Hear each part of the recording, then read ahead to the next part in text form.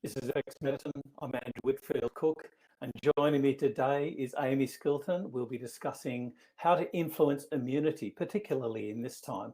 Just a little bit before we get into it, the 8th Bioceuticals Research Symposium is going digital and will take place over 4 weekends from the 6th to the 28th of June 2020. So for more information and to book your tickets, go to bioceuticals.com.au and click on the Education tab. So I'd like to welcome Amie Skilton. How are you, Amie? I'm well, thank you, Andrew. How are you going? I'm very, very well. Very, very nervous. This is the first time we've done this without having somebody directly opposite me to bounce off. So how's things going for you in this particular time in 2020? I think everyone's having to make some sort of adjustment, right? And for some people, that's been really huge. And certainly for this particular conversation, you know, it's a shame that we're not opposite one another today, but I'm so excited that we can still have this conversation and invite people in to join us at the same time. Yeah, so it's great. Oh, it's very exciting, I've got to say. The world of technology, it's pretty awesome. So I guess to start, I think we have to make that ethical line in the sand, if you like. In Australia, we're coming into the winter months.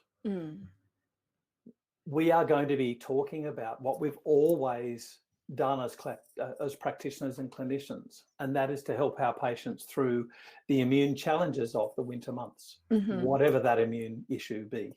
Yes. Correct. Yeah, that's exactly right. And, you know, our immune system is an incredibly sophisticated thing. And in order for it to work its best, there's a lot that we can do to optimize its activity. There's also a lot we do as human beings that can disable and disarm our immune system. And, you know, we're all human, and we'll talk about, you know, what those things look like in this conversation. But we generally, you know, when there's a time of immune challenge happening is when you want to kind of buckle down and limit as much as possible things that might suppress or disable your immune system and dial up the things we know that it needs to mount an immune response to any pathogen, whatever that is, whatever the nature of it is. But I think the reason we're having this conversation at this particular time is there is a pathogen currently impacting the globe that has quite a unique presentation, a very aggressive and unusual timeline, and appears to have a virulence that is, you know, in excess of what we would typically find with a standard respiratory tract virus that we tackled in wintertime, right? Yeah. Having said that, we all need to nourish our immune system, and we need to be avoiding those things which suppress our immune system. And of course, the simplest one that we have and do all the time is dietary intake. So I guess to start off, how can we modulate our immune system by dietary inclusions and dietary avoidance of certain foods? So look, we could probably talk for more than an hour alone on that subject. So let's be honest. Hashtag Professor Lustig. Yeah, that's exactly right. So in terms of that, we can't sort of go into a lot of detail, but there are some key basics that I think most people should be aware of, but often aren't. And I don't want to sound like the fun police here, but if there's nothing else anyone listening here today takes away from our chat, is I want you to understand how damaging sugar is for your immune system. It actually disables your immune system. Sorry if that's broken anybody's hearts out there. And look, I enjoy sugar just as much as the next person. And, you know, I've got my thing that I love. I'm sure we all do. But the truth of the matter is when we put in refined sugar, particularly glucose I'm talking about on this particular occasion and the study that I'm... Glucose or fructose? I'm talking about glucose on this. Glucose, okay. So fructose, again, you can split up the different types of sugar and the impact on their body, but glucose specifically is almost molecularly identical to ascorbic acid, which most people know as vitamin C. So can I get nerdy on you for just a second here, everyone? I want to explain, we'll talk about why vitamin C is so crucial for a good immune response in a little bit. But the reason why sugar is so problematic as far as an immune response goes is because eons ago, we actually were able to make our own vitamin C in our body from glucose. And it was a very simple process of doing that. However, that gene got deleted. And scientists have hypothesized that it was deleted because of an abundance of vitamin C rich food for a period of time. And here's the analogy I use with my clients. You know, when you first got a smartphone, you downloaded all the games and all the fun apps and all the whiz bang gadgets. And then over time, you worked out there were some you used regularly, and there were ones that they were taking up space in your phone. So you delete them. So the same thing happened with that particular gene and our ability to manufacture ascorbic acid. The problem is our white blood cells, which are literally our immune cells, our immunological army, don't know. It's 2020 now, and they can't use sugar or glucose in the same way as ascorbic acid. And so they take up glucose preferentially when blood sugar is high or is raised because of a sugar-rich meal or snack or, Netflix nibbles. And as a result, their ability to tackle pathogens, bacteria, for example, is reduced by 75%. Now, no one should or wants to be running on 25%, but in times of good health and it's not a pandemic outbreak, well, you can get away with a few Ferrero Rochers here and there. Not that I'm giving away my favorites, but at this white or the brown? As far as when something is going around that you don't want to catch, you do not want to limit your immune response down to 25% of its capability. And so keeping sugar to an absolute minimum or avoiding it entirely, I think, is a key element of improving your diet to optimize immunity. And I guess on the flip side of that, though, rather than focusing on what you shouldn't be having, I would also be encouraging you just to eat as fresh and whole food as possible. Seasonal and local is always ideal because it's most nutrient rich. And really getting an abundance of fruits and vegetables, as well as, if you eat meat, lean organic meats, wild caught fish, nuts and seeds, leafy greens. It's honestly not rocket science. And I'm sure if you asked any one of our, vegetable. Yeah, just eat a vegetable, man. But I do make the distinction, and we need to just do this again and again and again, because people continually get caught up or confused in that word sugar. There are so many different sugars. Yeah, and when we're talking about sugar, we're talking about refined sugar and additive sugars, not those that are important to immunity, like, for instance, the mannose, the rhamnose, the galactose, things like that. So we just have to continually make these distinctions as to what are we talking about. Yes, so I'm going to ask a little question on that. To what extent does, say, regular intake of fizzy drinks, to what extent does that suppress our immune system? So 100 grams of sugar will disable your immune system by 75% for at least 6 hours. Right.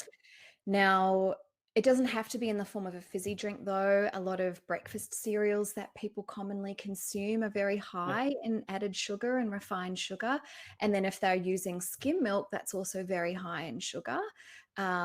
If you're having, let's say, morning tea, you go for a skim cappuccino and a muffin, that's about 90 grams of sugar right there. And what you look at, if you're examining, say, the standard Australian diet, people are suppressing their immune system breakfast, lunch, and after dinner. Yeah. And so are spending almost most of that 24-hour period operating well below what is ideal. Now, that doesn't mean you can't enjoy those things from time to time, or watch the volume, or watch the frequency. But the fact of the matter is, if you want to liken, I hate using war analogies and fighting things, but I feel like I can't think of a more fitting one right now on the spot. So I'm going to go there. But let's say you're going into battle against an enemy. In this case, it's invisible, but regardless, you want your soldiers to be fit, well-trained, armed and ready, with resilience and longevity and power and speed and agility, so that you come out the victor, and hopefully without too many casualties. Now, you can't go into battle expecting a good outcome if you are feeding your With a soldiers sugar high. on a sugar high. Yeah. A sugar high and a sugar low. Yeah, exactly. So I've just seen one question here. 100 grams will disable the immune system by how many minutes? So it will disable. Thanks for your question, Alison. With regards to that, so the immune suppression occurs within the first 20 to 60 minutes, and the bulk of it lasts for about 6 hours, but it can last up to 8 hours. So I think it depends probably on a few things. I imagine women are more vulnerable because we have less muscle mass generally, and so our insulin sensitivity isn't quite as good. And of course, if you have got hormonal challenges, insulin, blood sugar balance challenges, other metabolic dysfunction, you probably, you could end up in a risky immune suppression at even a lower dose or for a longer period of time. So yeah, thank you for that question. Argument. I think firstly, the very telling thing is an army marches on its stomach, as you said. But I was thinking, comorbidities. I was thinking about those people that are at increased risk of having an immune issue, particularly in this light. Who is it? Diabetics. So it's really interesting. People with diabetes is what I should have said. They are at increased risk of a number of diseases, but certainly during the winter months, they're at increased risk of pneumonias and things like that. Let's move on though from dietary indiscretions or dietary modulation. Yes. What about things like, working from home, social isolation, which is the new vogue. It's the new in. Stress. Yes. The stressors placed on us. Yes. And that we place on ourselves in maintaining, health. Yeah. Or that are forced on us in this situation. Let's go a little bit into that. Well, there's actually some really important elements to touch on there. And I've just seen a question come through about wine as well. But if you don't mind, I'm going to just answer one other question first on the sugar. So Carol, hi Carol, thank you for your question. The question is, would there be an improvement if someone stops sugar? Will this improve immunity, or is it the end of the path? That is a great question. You know what the great thing is? Our body responds very quickly to either positive changes or negative changes. We can see obviously an immediate response with a sugar-laden meal or snack or drink that can last for the rest of the day. But if you don't eat sugar tomorrow and stay off it for the next month, your immune system's going to come back up to speed very quickly, or rather the sugar-induced suppression will lift. Now, there's a lot of other things that we will talk about today about, that are required for optimal immune function. So avoiding sugar is kind of one of the pieces of the puzzle, if you like. But please know that for anyone who's all of a sudden gone, oh, I actually eat quite a bit of sugar, this isn't good, am I doomed? No, you're not doomed. And what I would also just say as a side note, stopping sugar immediately is a bit like coming off caffeine and other drugs, because sugar acts very much like a drug. I would just encourage you to cut down over this next week and maybe find healthier, yummier alternatives, and just ease yourself into it. There's no massive panic, but yeah, certainly you're not doomed if you've been on a high sugar diet until now. But going just to your question about, sorry, did you want to say something? No, you keep going. No, okay.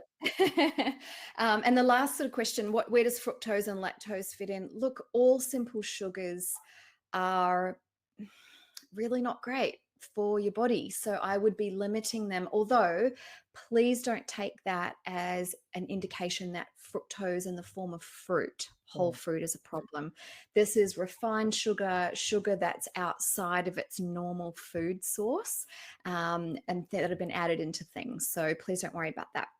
But of course, and stevia is fine from that point of view. Of course, there are those instances where fructose in and of itself should be, I'm going to say, minimized, not avoided.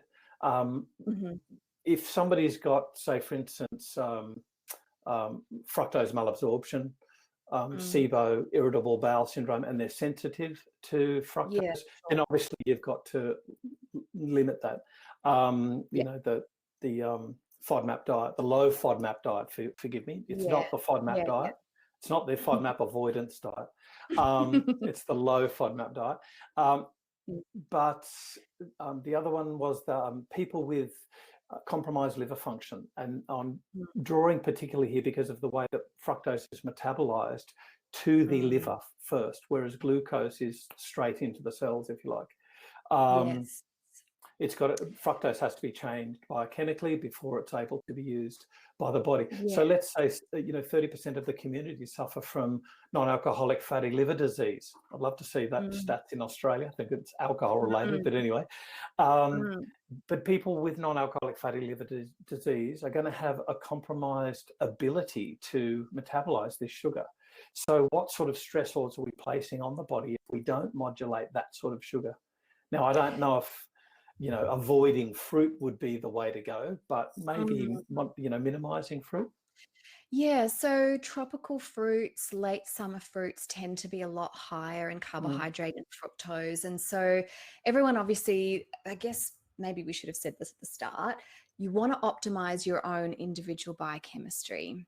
And, there'll be plenty of people who can eat fruit and it's fine. But if you have got a compromised microbiome or there's other metabolic issues going on and fruit is a bit of a problem, then you can simply aim for the lower glycemic index things, which aren't necessarily seasonal, like berries. But in this case, that's where you need to get your fiber and vitamin C from, and you can focus more on vegetables. So certainly this is why working with a practitioner is really helpful, because they can really help work out what is an ideal immunological blueprint for you. But in and of that, avoiding sugar is always going to be key.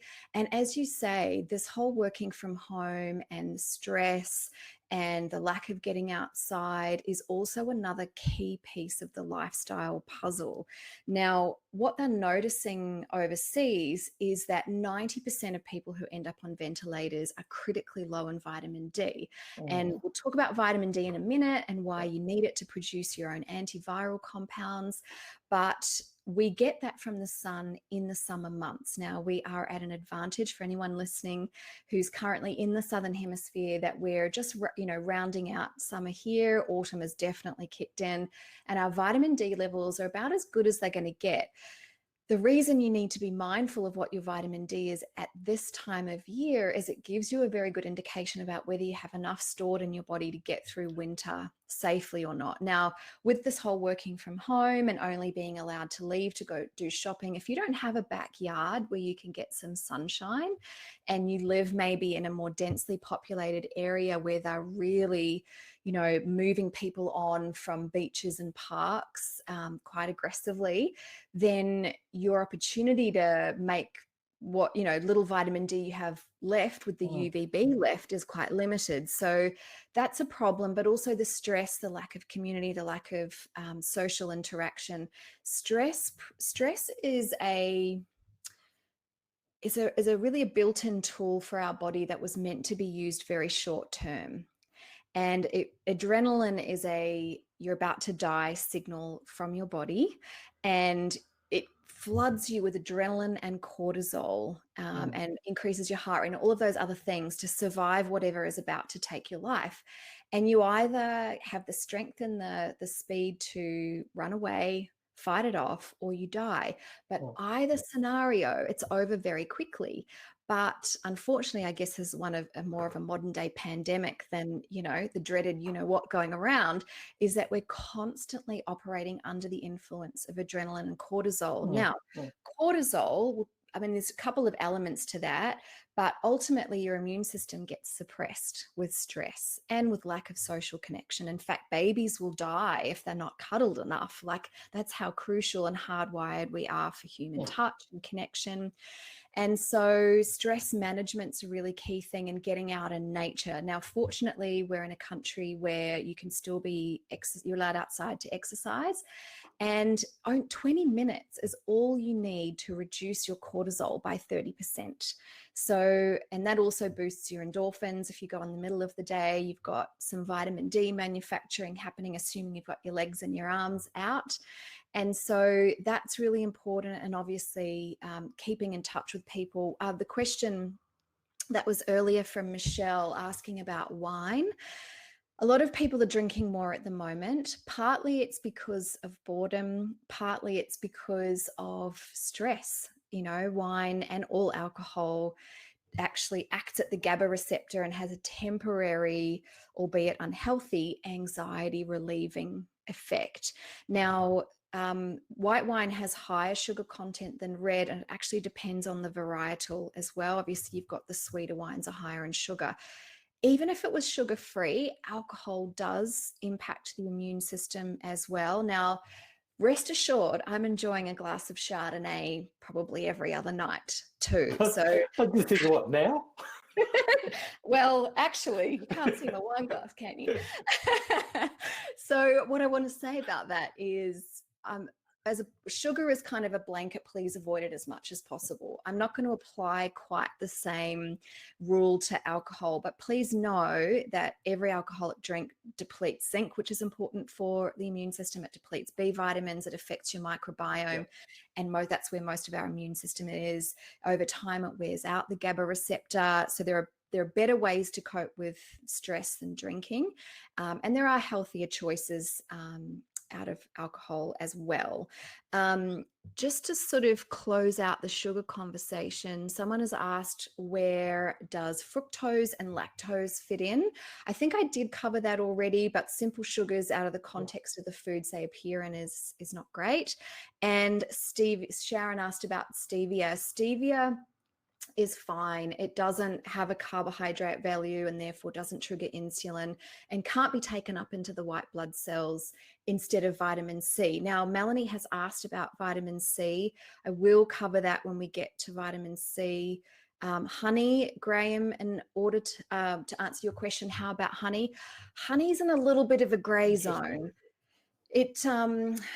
Honey is high in natural sugars, and there's no getting around that has an impact on your nervous system and your microbiome. It's high in fructose, and we know that fructose brings with it a whole host of other problems. Having said that, honey also has natural antimicrobial, anti-inflammatory, and other properties that make it quite useful for sore throats and things like that. So I would limit its use as a culinary item when you're trying to preserve immune function, but I wouldn't say don't use it if you've got a sore throat or a postnasal drip and you're looking to add it to, say, an immune boosting drink with ginger and lemon and things like that. So just the only other point I'd make about honey is, metabolically, if you look at the Hadza tribe, during the summer months, they can eat as much as 30% of their calories from honey. Incredibly high. But they're not a Western society that's sitting on a chair in an office. They're out on the plains chasing or being chased. So they're constantly working. Within 20 minutes, like if you've exercised within 20 minutes, if you eat carbohydrate or sugar within 20 minutes, you don't even need insulin to get it into the cells. It uses the GLUT4 receptors. And so you're not triggering insulin, you're not triggering inflammation. And so it's a different lifestyle. That's for sure. Totally.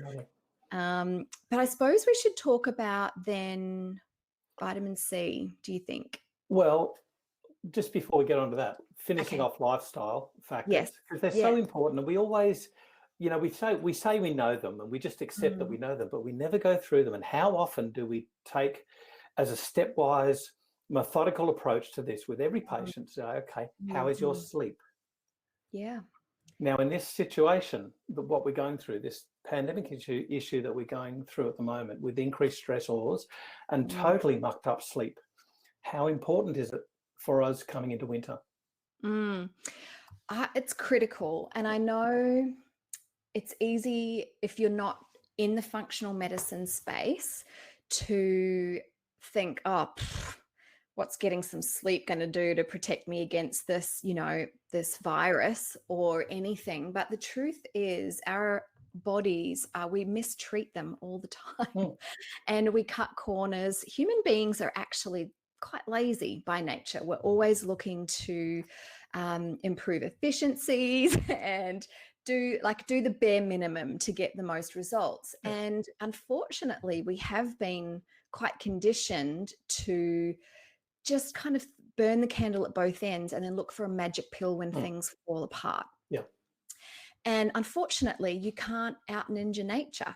So if you're going to disable and damage and decimate your immune system and fail to nourish your cells, you bet not getting enough sleep is going to increase your risk of catching something. It's going to mean it's going to hit you harder. It's going to take you longer to recover. And I know it sounds really pathetic to say, please focus on getting enough sleep and quality sleep at the right time of night as a form of defense against something that seems so big and so scary, but it's actually a fundamental piece of the puzzle as far as immune support goes. I think it's really interesting that no matter how much hooked you are, forgive me, poor syntax, no matter how hooked you are on Netflixing all the time, if you catch a cold or a flu for women, colds for men, I'm just equating the severity there, man cold. But if you catch a cold, the first thing that you want to do is you want to just hibernate and you just want to close off. You want to go to sleep, don't bother me. You really hunker down for a short amount of time.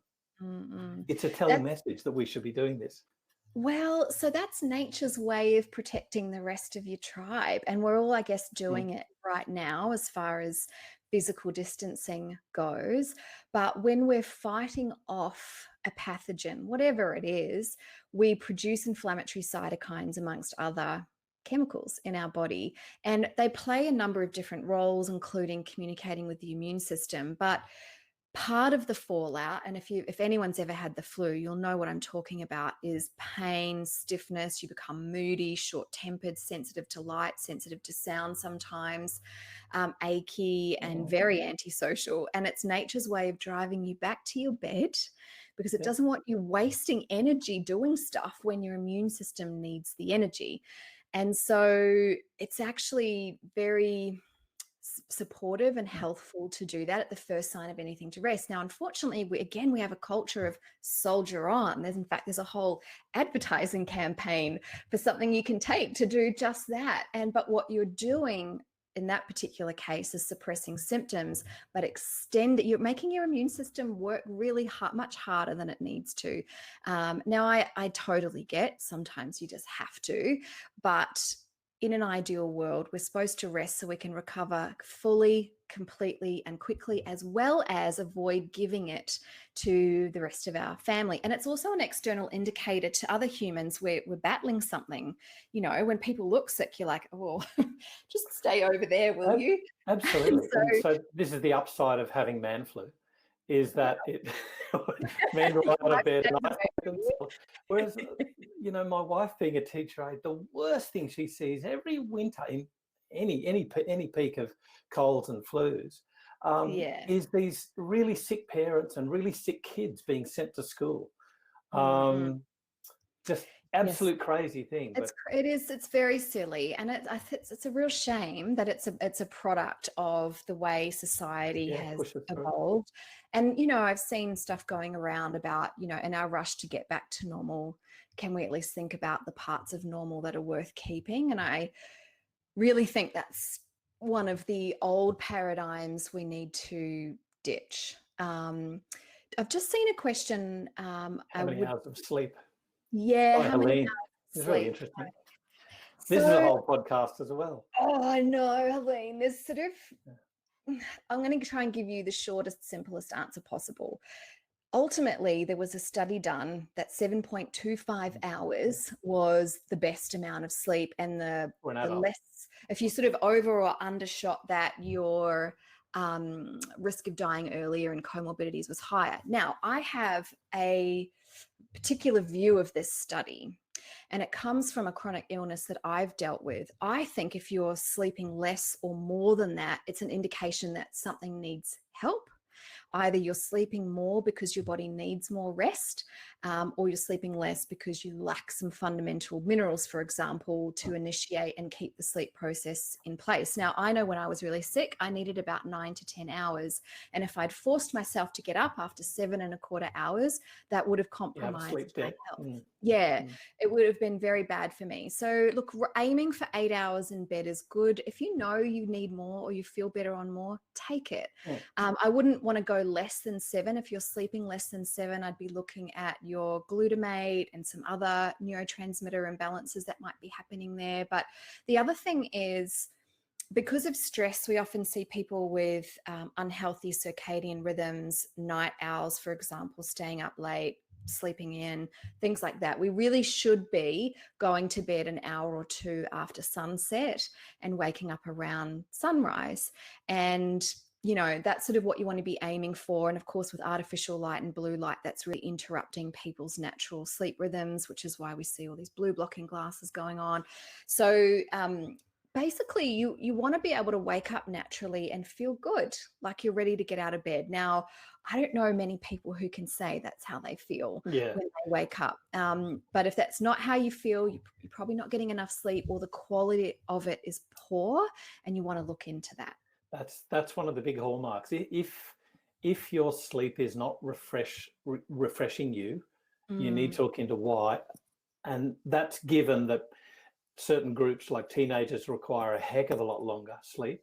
It's insane that we should be going to school, high school, so early when teenagers need so long sleep. We always have the widescreen issues, of course, and of course elderly require less. So there's not one sleep that's good. It's different for different populations, but if you are not feeling rested after your sleep, that's the key that you need to look into something. Totally. Yeah. So let's go on now, I guess. Let's look at some of the things that you might use as a clinician, some of the tools of your profession. Yes. And, the question's already been asked, vitamin C. Yes. Okay. So we'll start with vitamin C. So there are 4, 5 key nutrients actually that I always take in winter at a moderate to low dose, just to support my immune system. And these are things I commonly recommend my clients take as well. And they are vitamin C, which probably most people are across, vitamin D, which more people are becoming aware of, vitamin A, which I think is like kind of languishing in the back closet a little bit. People are paranoid about it. Yeah, it's crazy. Well, and they also don't really understand why it's so crucial.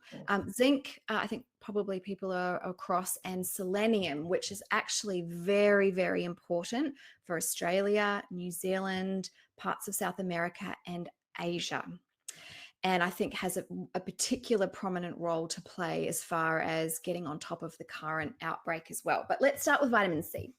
So vitamin C plays so many roles in the immune system. So I'm going to give you just a bit of a highlights reel. First of all, it has a role in stimulating the production of white blood cells. So giving vitamin C helps you make more soldiers, bigger army, better outcome in battle, right? It stimulates white blood cell function. And so it allows your soldiers to move quicker, move faster, be more effective in their approach to clearing pathogens for you as well. It also helps natural killer cells do their activity, lymphocyte proliferation. We also know that lymphocytes, low lymphocyte levels seem to be a key factor in the severity of how people respond to this current virus. So vitamin C plays an important role there. There are a couple of other things, though, that I love about vitamin C, and one of which is it actually speeds up white blood cell activity. And so it boosts your immune system in the vein of your soldiers can move faster and quicker. But I think the most important thing about vitamin C that most people don't know is vitamin C actually stops your white blood cells from killing themselves in battle.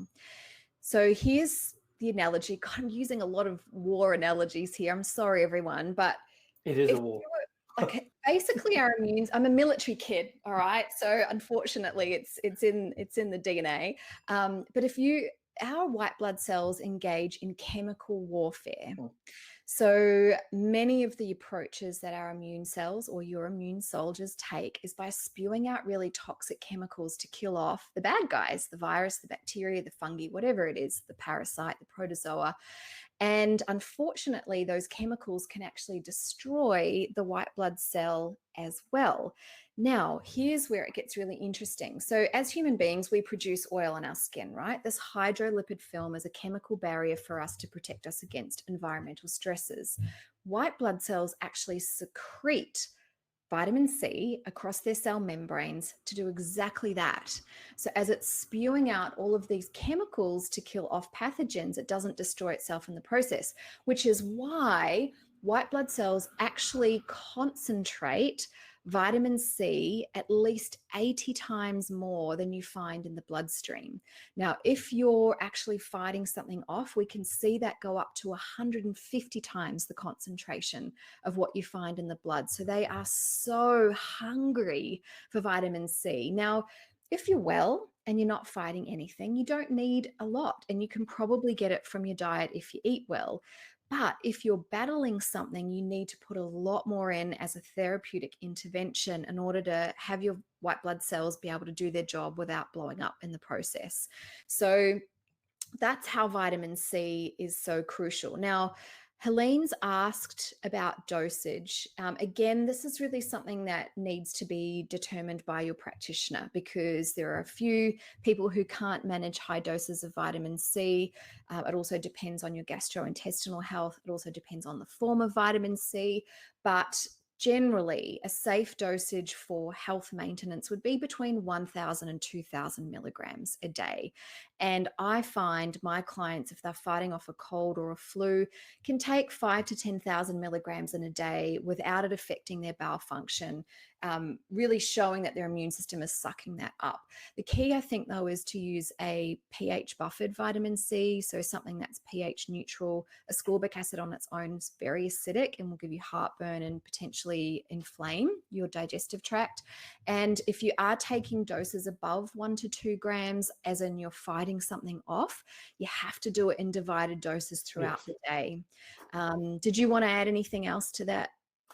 That divided doses, I find we always like convenience, and it's to our detriment on so many occasions, but particularly the intake of, nutrients, including vitamin C, but also things like magnesium, where we really need to look at the adverse event that's going to happen from a massive dose of that nutrient. We know well vitamin C and magnesium. And if we would only just take them in smaller divided doses, you just don't have that issue. Now, I get there's the vitamin C flush. I understand that. That's a challenge.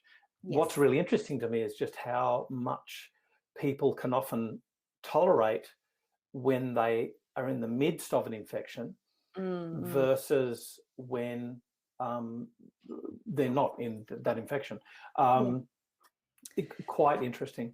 Yes. Well, so just for everyone listening, I shared earlier a link to a podcast that you and I did about how sugar disables the immune system. So anyone wanting to dive into that research and understand how it works, you're welcome to scroll back up at the end and grab that link, or you can find that on FX Medicine under podcasts.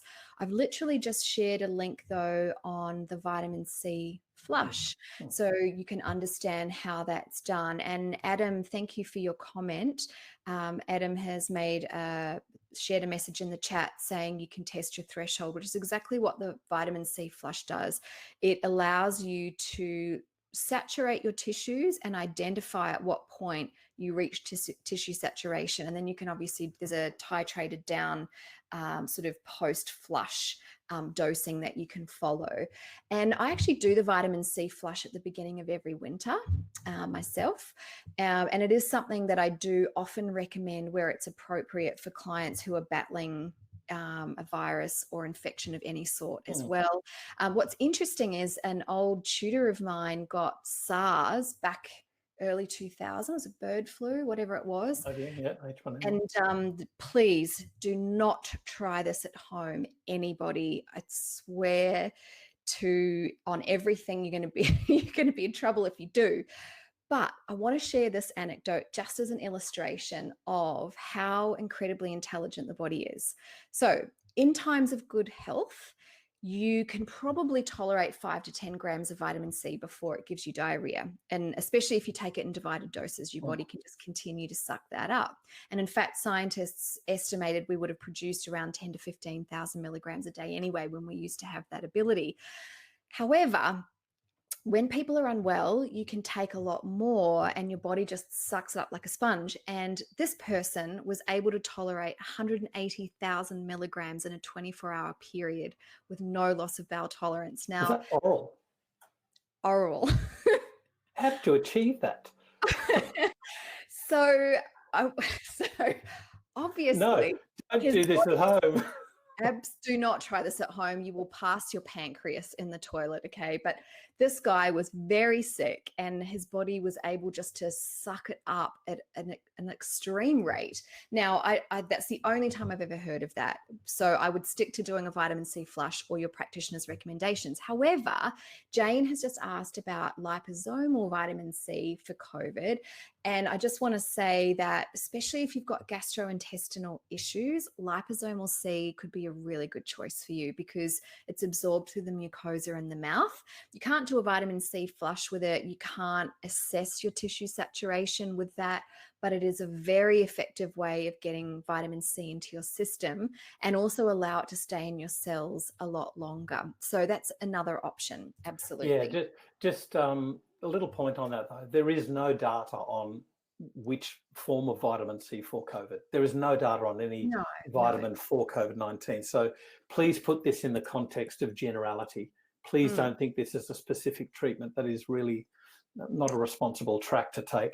No, it's more about giving. There's also the point of intravenous vitamin C. And, you know, I've got to say, if somebody's really sick, I'm a fan of referring them to a GP who does intravenous vitamins and not just vitamin C, but also accessory nutrients, vitamin Bs groups, and zinc and possibly magnesium as well. And I think this is a key in this pro-antioxidant argument. You know, they say that oral is an antioxidant, and if you give it intravenously, it's a pro-oxidant. We've got to get away from this thinking. The body has elegant feedback mechanisms and control mechanisms if we would only support them. If you want to give extremely high doses of one single nutrient, whether that's oral or IV, I think you're going to go down a really dark road. And if we think about the redox companions of all of these things, we need to really think about history as well. You know, we used to use the oxidized form of CoQ10. Why? It was the only one available. Did it work? Yeah. Is there research? Absolutely. But now we've got the reduced form. An ideal form, yeah. You know, but that's also, I take this point that that's also within the cell. So if you take a pill of the reduced form orally, what happens to it going through the liver, absorption, the lacteals, absorption into the circulation, finally to the cell. So there's always this progression of what happens to that nutrient from having it in a pill, putting it in your mouth and getting it into the tip of your finger or your lungs. So I guess the point I'm making is don't rely on any one vitamin to be a hero. It won't work. No, it's a useful tool, but if you have failed to give your body the other nutrients that it requires for immune function, it's really not going to have a huge impact. Although, having said that, there are 3 clinical trials using IV vitamin C over in China. One is using 6 to 12 grams a day, one is using 12 to 24. And these aren't particularly high doses, although they're at the upper end, obviously for infection. And reports are saying that as the vitamin C is entering the blood vessels, the actual respiratory distress is lessening in real time. So it is a great intervention, but we can't overlook all the other nutrients that your immune system needs as well. So we probably should talk about them too, huh? Just a point that you refreshed in my mind, and that was the work done by Paul Marek with vitamin C, intravenous vitamin C with sepsis. Never used just vitamin C. It was always vitamin C, B1, and corticosteroids. Nice. So there was also a trial done at Monash University in Australia, and it was negative, failed. Look at the dose that was used. Too high, not soon enough, and not frequent enough.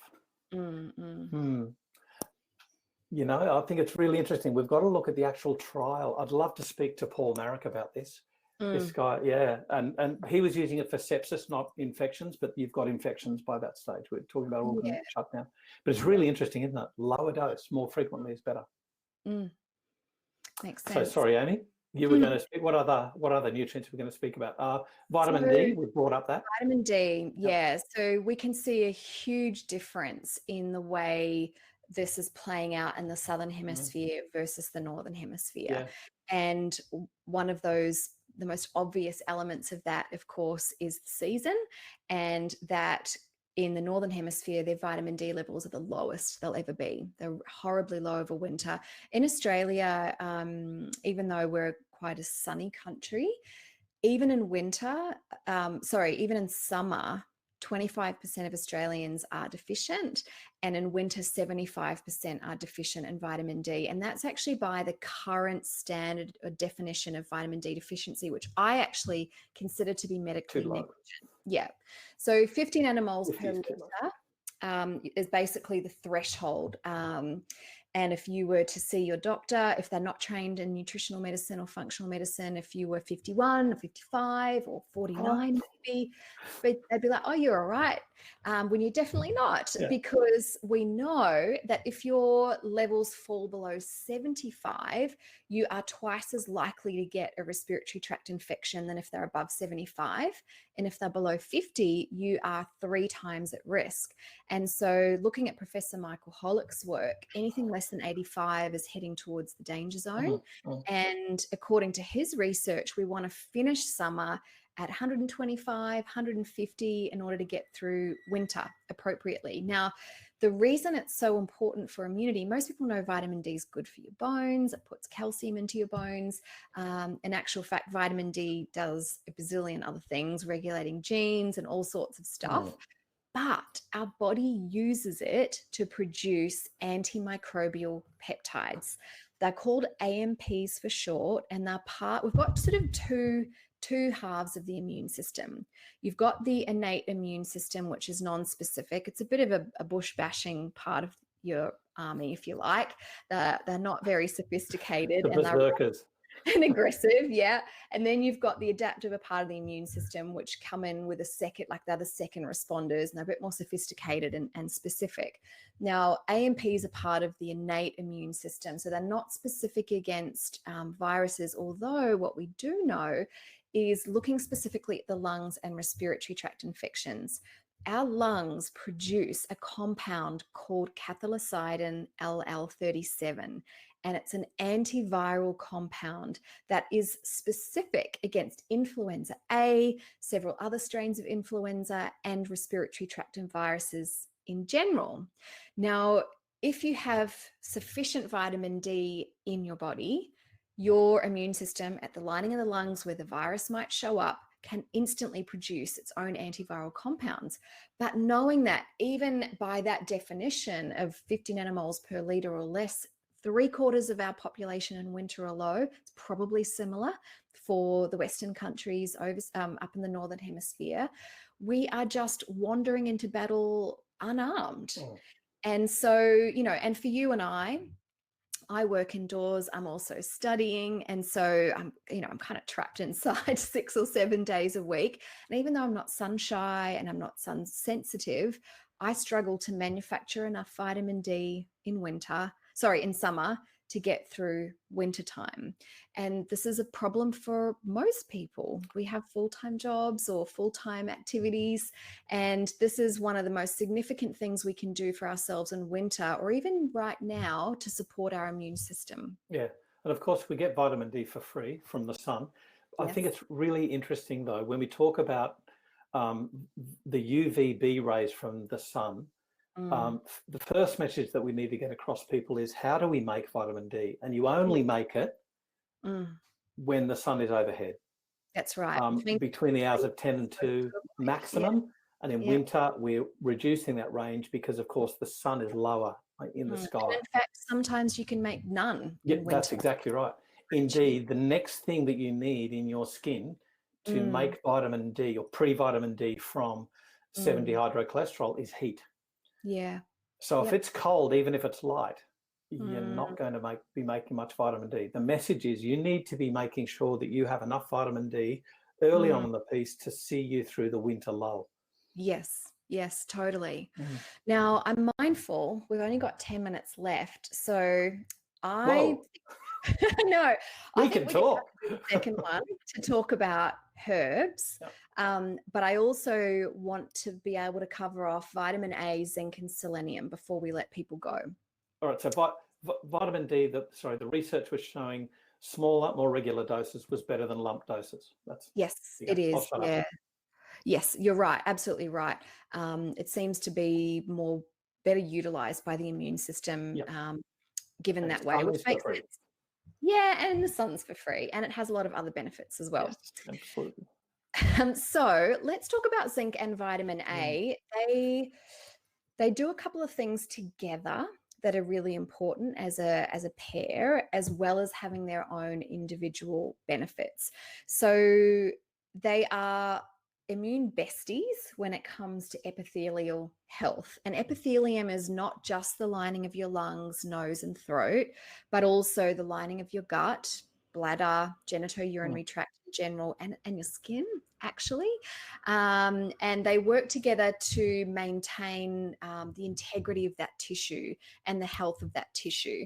And so if you're low on either one of those, your skin health isn't that good, your skin's immune system isn't that good, and the same applies for your gut and, of course, your lungs and your respiratory tract tissue. Now, diving in more specifically to what they do individually, vitamin A is key to be able to produce antibodies.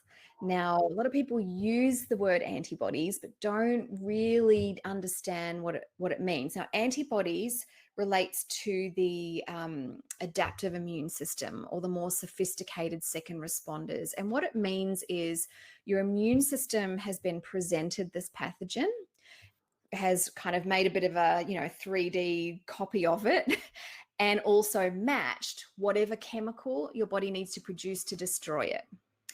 Meaning that next time the bad guy shows up, they're all over it. They know exactly how to shut that down much more quickly. So quickly, sometimes you don't even know you've been exposed, or at least your immune response is nowhere near as full on as the first time you got sick with it. Now, in order for that to happen in a way that you have a sufficient antibody response and an effective antibody response, you need sufficient levels of vitamin A, which you can only get from animal foods. Now, in times of good health, again, we can take pre-vitamin A in the form of carotenoids, fruits and vegetables, but the conversion of beta carotene into vitamin A is very low because, of course, vitamin A can be toxic if you're not using it up. So in terms of an acute immune response, it's usually something we need to supplement with, and it's particularly something you want to look out for anyone who's vegetarian or vegan who are relying on beta carotene foods to provide that precursor, not perhaps realizing that their immune system may not be able to produce enough retinol in times of defense, and the defense requires it. So if someone's low in vitamin A, we see their antibody response start to fail.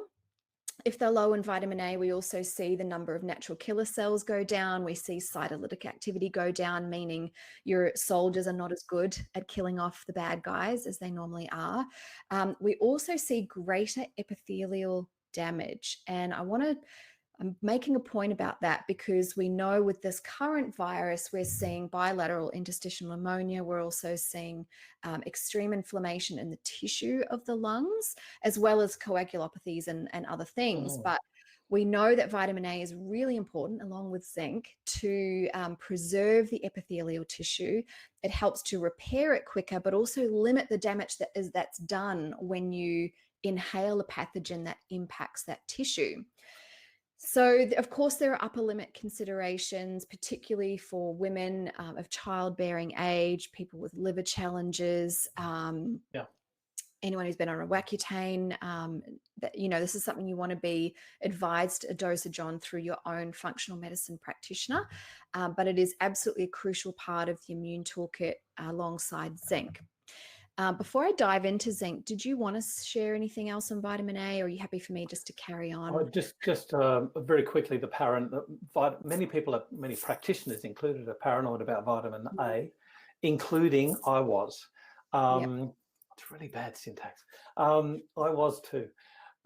So one of the other points about vitamin A is the International Vitamin A Working Group with the World Health Organization. So if anybody's interested in that work, they can look that up, the IVAG group. And it states that it is safe for a pregnant woman to take as much as, I can't remember the IU now. Anyway, it was higher than the supposed safe level. And that was including supplementation. But anyway, look up the IVAG working group. The other thing is that vitamin A is used for making neurotransmitters as well. So isn't that interesting about the stress response and things like that? Yeah, totally. Zinc, by the way, is required to deliver vitamin A around the body. If you're low in zinc, vitamin A gets stuck in the liver and, of course, can cause liver damage as a result. So zinc is required to produce retinol binding protein, and that is the transporter that delivers vitamin A everywhere else you need it. But in addition to that, zinc has direct antiviral properties. It is really important for normal development and function of both B cells, T cells, neutrophils, macrophages. In fact, the innate and the adaptive immune system require it to function properly. Of course, it's important for mucous membranes, so epithelial tissue health. But what we know is zinc deficiency actually decreases our ability to mount an immune response, particularly to viruses. We have reduced thymulin, reduced enzyme and transcription factor activation. We know that lower zinc levels increase your susceptibility to infection. And by the way, zinc is depleted rapidly when you're stressed. And everyone is really worried about what's going on, not just getting sick, but there are, of course, lots of other things that are coming along with our response and guidelines to what's happening, and that is going to be further weakening people's immune response. And you can look up the prevalence of zinc deficiency in the Australian diet by looking up FSANZ, so the Food Standards Australia, New Zealand, and it goes through various age groups and their deficiency of intake. So we've got an extremely old continent. Of course, there's no zinc in the soil, so of course there's no zinc in the food. But it's interesting how so many people, orthodox practitioners, I will say here, will say, if you eat a good balanced diet, you don't need vitamin supplements, if you. One is who does. The second one is look at the stats.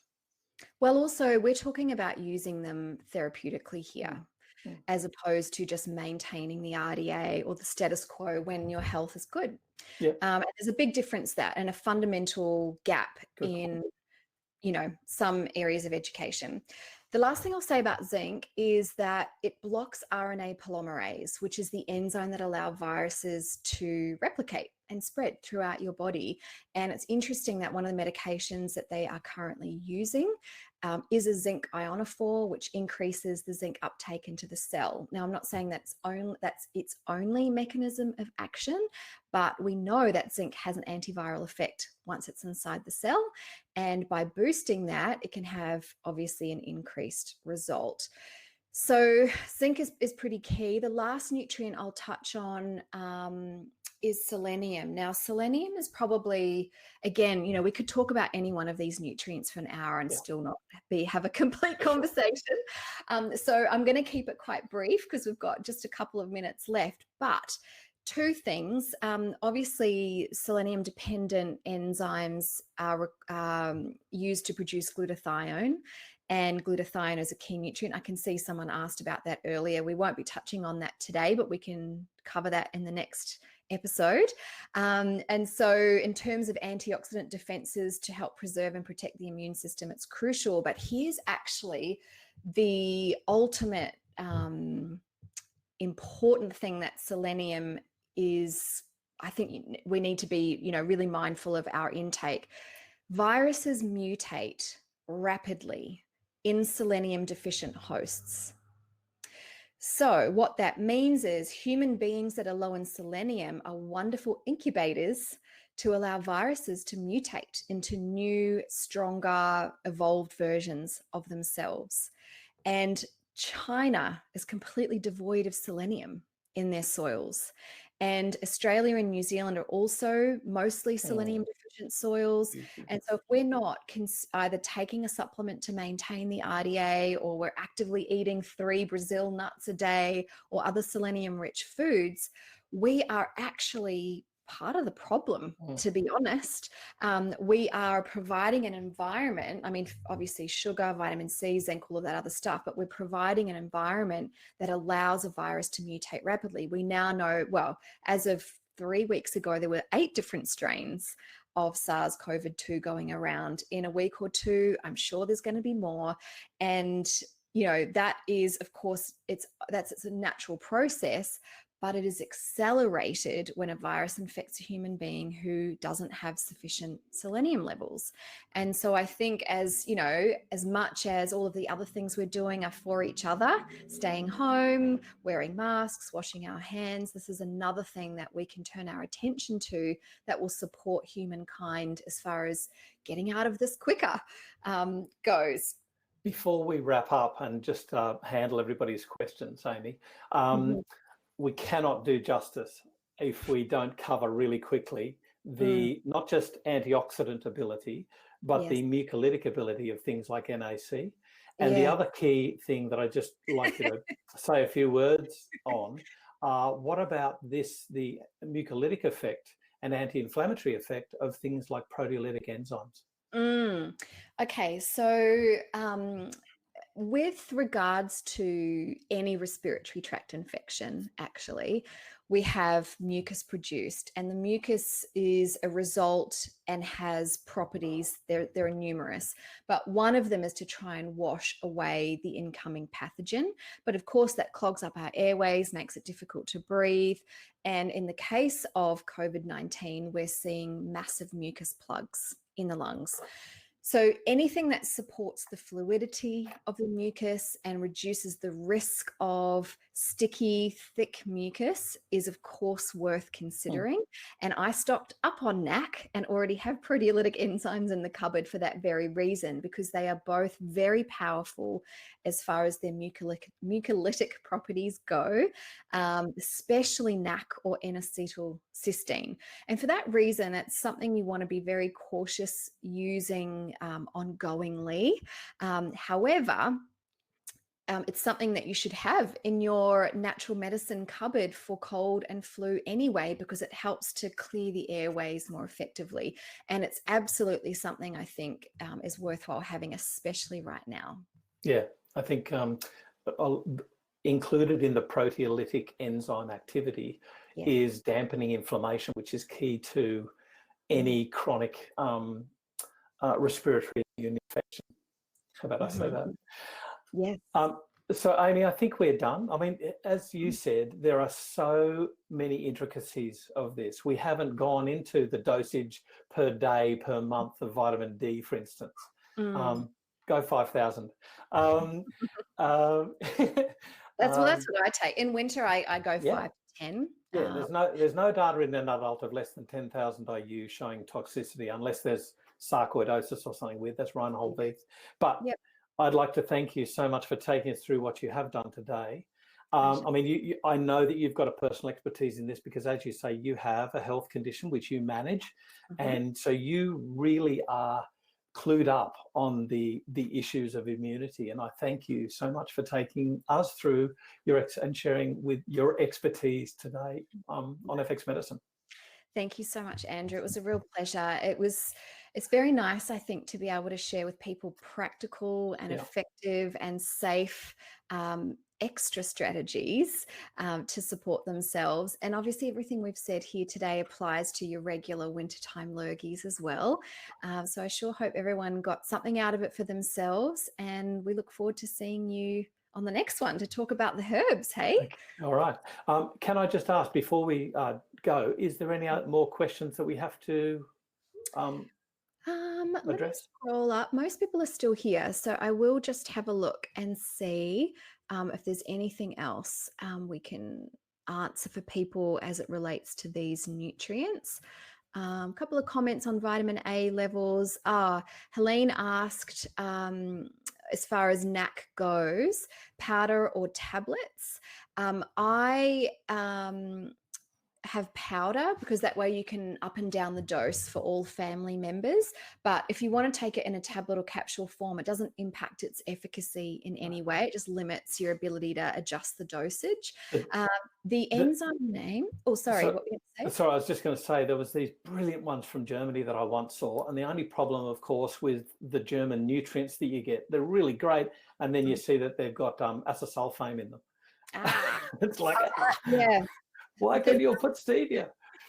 There's some good ones available in Australia. Actually, I ordered some from Melbourne. And then the proteolytic enzymes. So there are lots of different enzymes that have proteolytic activity, and you can often find them in digestive enzyme formulas as well. And they will usually have something that ends in Ase. So Ase indicates that it's an enzyme, and it'll usually say protease or proteases. But papain from papaya and bromelain from pineapple are also proteolytic enzymes, and you can often find those in a supplement form in combination with other proteases or just on their own. Any last questions? Can I just cover, if anybody wants further information, of course, on any of these nutrients, if you want, any of the trials that have been mentioned or some of the research articles, please contact us at info@fxmedicine.com.au, drop us a line, also on our social media platforms.